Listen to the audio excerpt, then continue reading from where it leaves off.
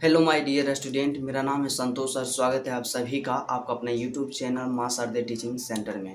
क्या आप class 12th का स्टूडेंट हैं और 2025 में 2025 में बोर्ड का एग्ज़ाम देने वाले हैं? तो मेरे दोस्त, आज का जो क्लास है आपके लिए बहुत ही इंपॉर्टेंट है, क्योंकि आज कोई क्लास नहीं है, बस आपको ऐसे ही बताएंगे कि आपको कैसे अभी से तैयारी करना चाहिए, आपको एक बेहतर अंक लाने के लिए, एक बेहतर परसेंटेज लाने के लिए।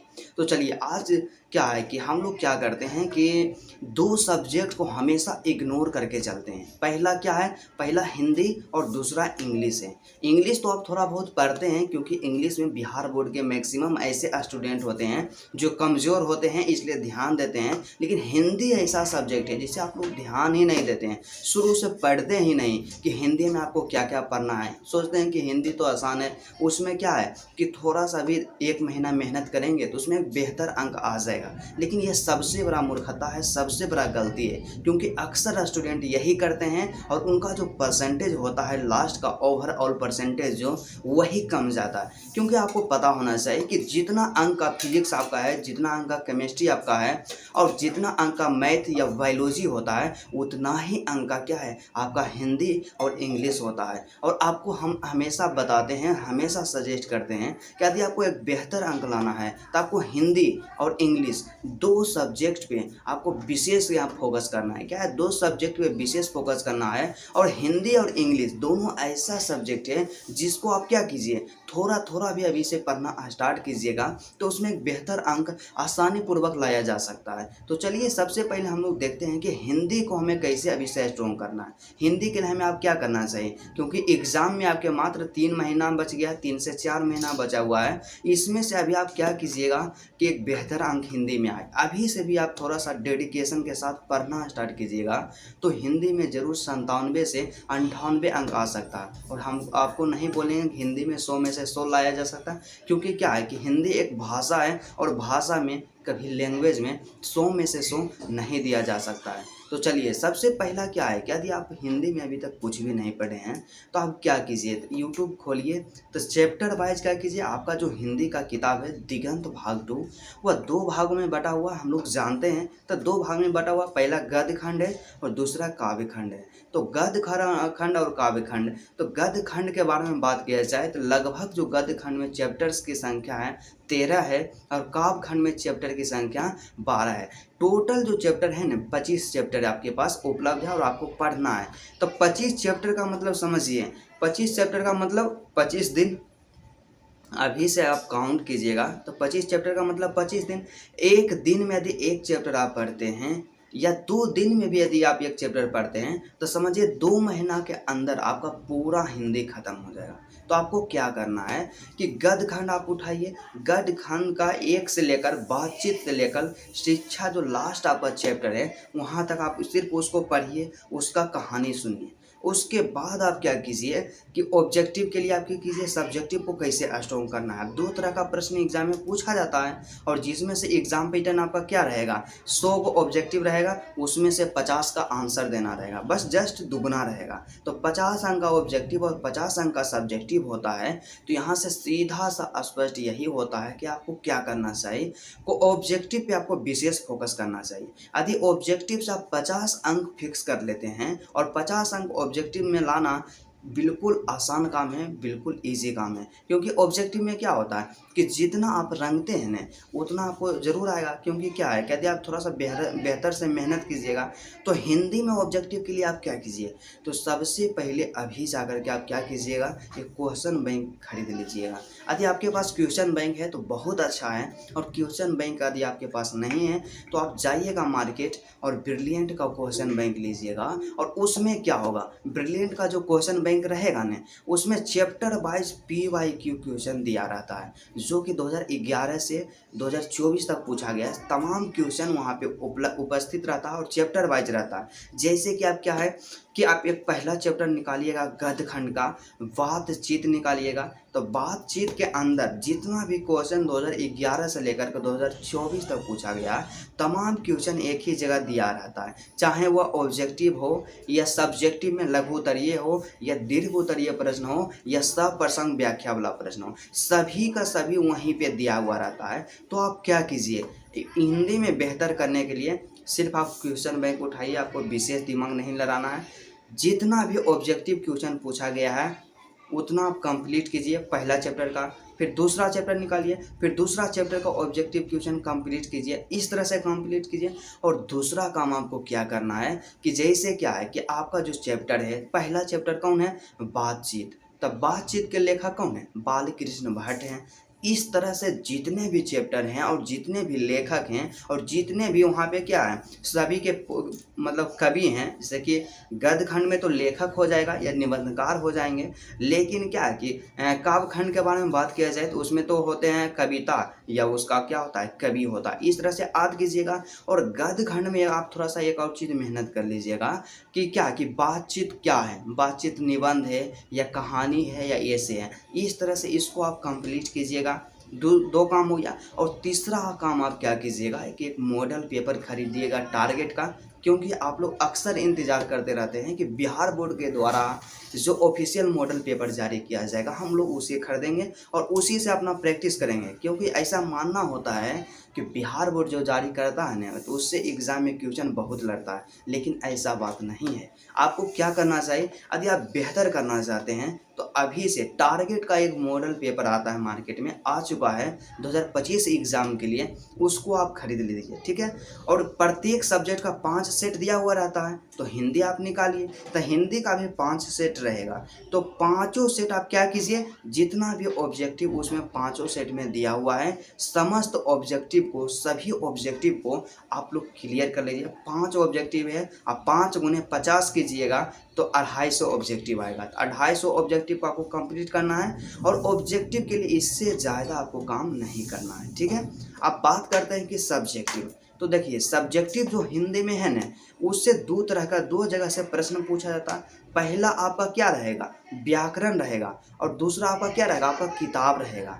तो व्याकरण और किताब, तब व्याकरण से जो क्वेश्चन पूछा जाता है ना 17 अंक का क्वेश्चन पूछा जाता है। तो व्याकरण में क्या क्या पूछा जाता है आप लोग ध्यान दीजिएगा और बताएंगे कि हिंदी जो आपका बुक है, बुक से कैसे क्वेश्चन पूछा जाता है और आपको एक बेहतर रणनीति अभी से कैसे अपनाना चाहिए, कैसे स्मार्ट वर्क करना चाहिए। क्योंकि क्या है कि जब हम भी क्लास 12th में पढ़ते थे तो सर बोलते थे कि स्मार्ट वर्क करो, हार्ड वर्क से कहीं ज़्यादा यूजफुल होता है स्मार्ट वर्क। लेकिन क्या है कि वह यही नहीं बताते थे हमें स्मार्ट वर्क करना कैसे है, इसी को हम बताएंगे आपको किस तरह से अभी से पढ़ना है। तो हिंदी में क्या होता है सब्जेक्टिव में, तो सबसे पहला आप जब कॉपी निकालिएगा न ऑब्जेक्टिव क्लियर करके, जब सब्जेक्टिव में एग्ज़ाम में जाइएगा तो रहेगा क्या, निबंध आएगा, क्या निबंध आएगा। और निबंध जो पूछा जाता है न 8 अंक का पूछा जाता है। कितना अंक का पूछा जाता है, 8 अंक का निबंध पूछा जाता है। और निबंध जो रहेगा आपके पास 6 गो ऑप्शन रहेगा और 6 में से किसी एक टॉपिक पर निबंध लिखना है। 8 अंक का निबंध हो गया। उसके जस्ट नीचे क्या रहेगा, आवेदन या आवेदन पत्र या पत्र रहेगा। तो आवेदन पत्र या पत्र रहेगा, ये तो 5 अंक के पूछा जाएगा। तो ऑप्शन आपके पास 2 गो रहेगा, ठीक है। एक रहेगा आवेदन पत्र, वो 100% फिक्स रहेगा, वो प्रधानाध्यापक के पास रहेगा।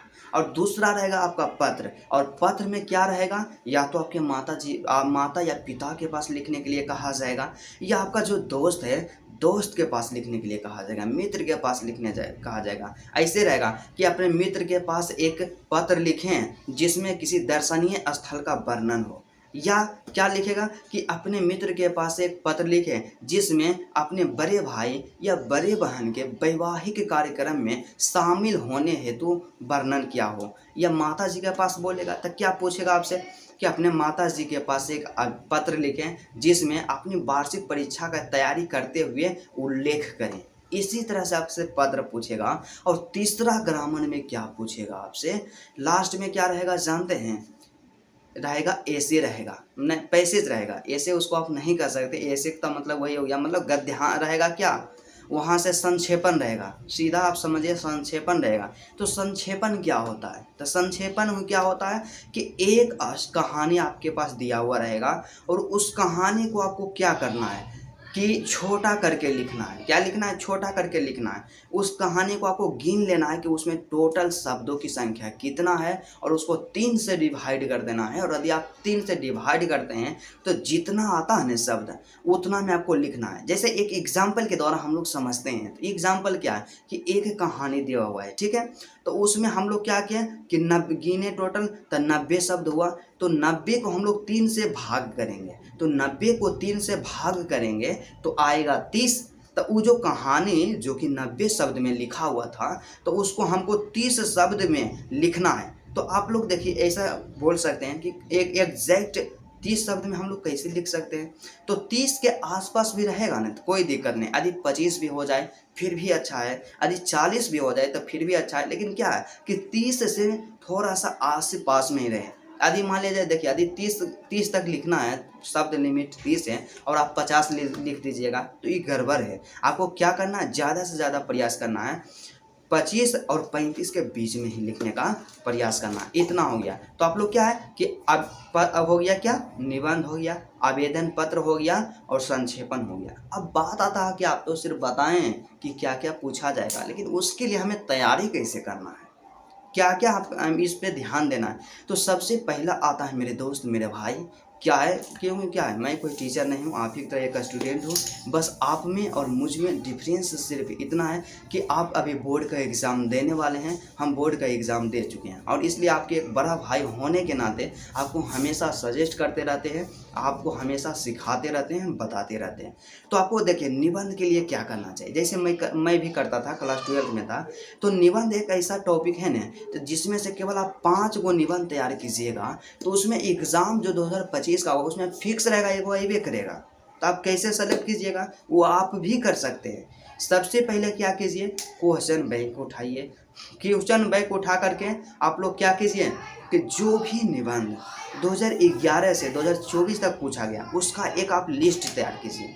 एगो कॉपी में लिखिए, एगो पेज में आप लिखिए कि कौन कौन निबंध पूछा गया है, और उसके साथ ही साथ आप क्या लिखिए कि कौन निबंध, जैसे कि पहला निबंध आ गया भारत हमारा देश या प्रदूषण आ गया, ठीक है। तो प्रदूषण कब कब पूछा गया, जब जब पूछा, जैसे 2018 में पूछा गया, 17 में पूछा गया, 19 में पूछा गया। तो इस तरह से उसके सामने आप इंडिकेट भी कीजिए कि कब वह पूछा गया, और इस तरह से आप इंडिकेट कीजिएगा। और लास्ट में जब पूरा लिखा जाएगा ना, उसका पूरा लिस्ट बनेगा, तब उससे आप सेलेक्ट कीजिए कि जो 2024 में पूछा जा चुका है ना उसको आप काट दीजिए ना, हटा दीजिए सीधा सा, क्योंकि जो 2024 में पूछा गया वो 25 में नहीं पूछा जाएगा, ठीक है।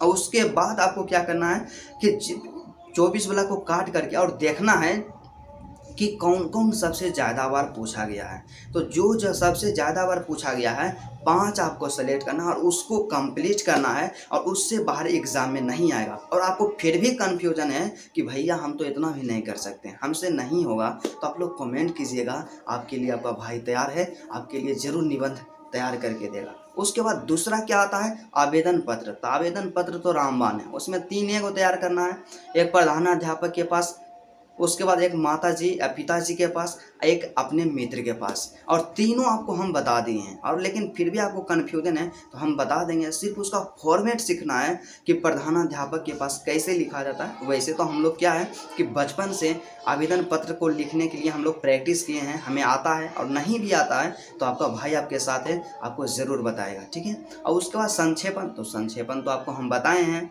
कि क्या करना है, बस प्रैक्टिस करना है, ठीक है। अब बात करते हैं कि ग्रामर के बारे में, व्याकरण के बारे में हम लोग तो जान गए कि व्याकरण में हमें ऐसा करना है। अब हिंदी के जो सब्जेक्टिव होता है, आपका किताब होता है दिगंत भाग 2, उसके लिए आपको क्या करना है सब्जेक्टिव में। तो देखिए दिगंत भाग 2 आपका जो सब्जेक्टिव है उससे क्या होता है, किताब से जो क्वेश्चन पूछा जाता है, तो पहला रहेगा लघु उत्तरीय प्रश्न, दूसरा रहेगा दीर्घ उत्तरीय प्रश्न, और तीसरा जो आपके पास दिया हुआ रहेगा सप्रसंग व्याख्यात्मक प्रश्न, मतलब व्याख्या करे लाएगा। तो लघु उत्तरीय प्रश्न मतलब 2 अंक वाला जो प्रश्न रहेगा वो आपका गद्य खंड से भी रहेगा और काव्य खंड से भी रहेगा।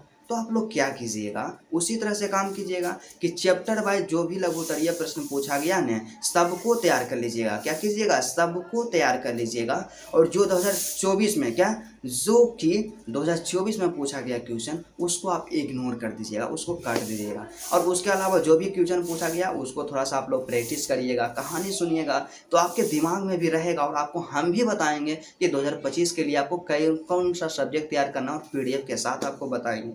और उसके बाद फिर क्या है, सप्रसंग व्याख्या। तो सप्रसंग व्याख्या यही है कि जब आप कहानी पढ़िएगा, एक एक चैप्टर को ध्यानपूर्वक पढ़िएगा, तो क्या आपके दिमाग में रहेगा। और आपको सीख लेना है कि व्याख्या करने का जो बेस्ट तकनीक होता है, बेस्ट मेथड होता है, क्या होता है। क्योंकि आपको पता होना चाहिए, एग्जामिनर जो होते हैं क्या करते हैं, जो कॉपी चेक करते हैं, तो शुरू के 1 से 2 लाइन देखते हैं और लास्ट वाला लाइन देखते हैं। और यदि आपका बढ़िया रहे, इम्प्रेसिव रहा, तो आपको पूरा में से पूरा अंक दे दिया जाता है। तो आपको बताएंगे हम कि कैसे एक्सप्लेनेशन करना है, कैसे सप्रसंग व्याख्या किया जाता है। और उसके बाद दीर्घ उत्तरीय प्रश्न के लिए भी क्या है कि आपको क्या करना है, दीर्घ उत्तरीय प्रश्न जो होता है, तो दीर्घ उत्तरीय प्रश्न में भी आपको तैयार करना है कि उसमें हमेशा जो क्वेश्चन पूछा जाता है, जो मैक्सिमम बार क्वेश्चन पूछा गया है क्वेश्चन बैंक का, क्वेश्चन बैंक को ही फॉलो करना है। उसके बाद फिर क्या करना है, सप्रसंग व्याख्या हो गया, दीर्घ उत्तरीय हो गया और लघु उत्तरीय हो गया, तीनों हो गया कंप्लीट।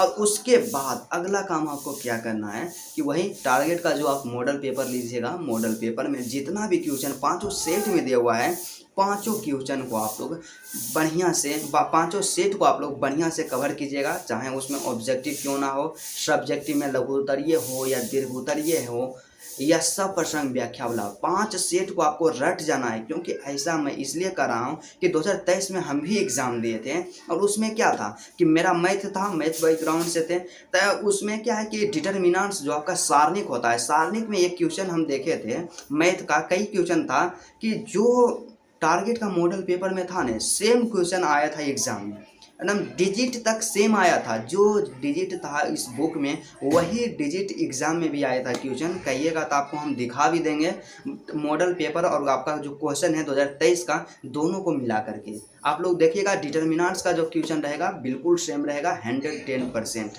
तो आप लोग क्या कीजिएगा, मॉडल पेपर को जरूर कवर कीजिएगा।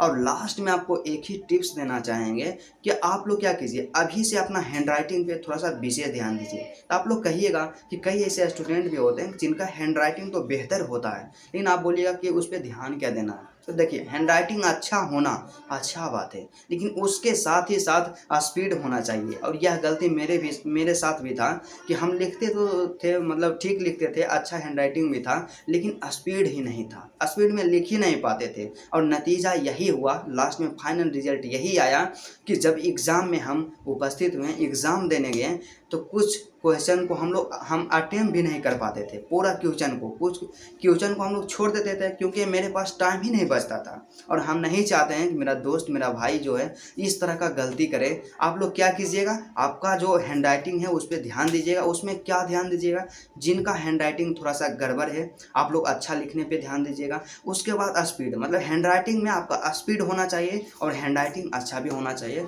और ज़्यादा से ज़्यादा आपको रिवीजन करना है, क्योंकि आप जितना रिवीजन कीजिएगा उतना ही आपके लिए बेहतर रहेगा। तो चलिए, आज का क्लास यहीं तक रहता है, और मुझे उम्मीद है कि आपके मन में जो भी कन्फ्यूजन था, जो भी डाउट था, वो 100% क्लियर हो चुका होगा। तो चलिए, आज का यहीं तक रहता है, यहीं पे हम लोग स्टॉप करते हैं। फिर आपसे मिलते हैं नेक्स्ट वीडियो में और नेक्स्ट क्लास के साथ।